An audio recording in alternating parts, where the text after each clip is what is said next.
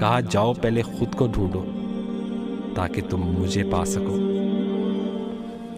تھوڑی دیر کے لیے قبرستان جایا کرو، خاموشی سے بیٹھ جایا کرو اور ان بولنے والوں کی خاموشی کو دیکھو.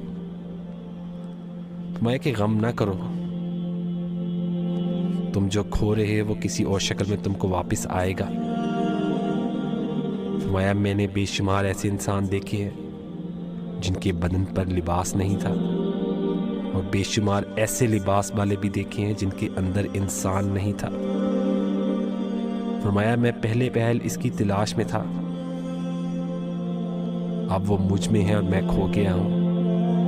یہ وہ معرفت تھی جس کی تلقین مولانا روم پوری زندگی کرتے رہے.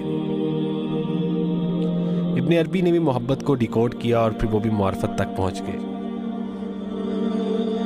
ابن عربی معرفت کو پہچان کہتے تھے.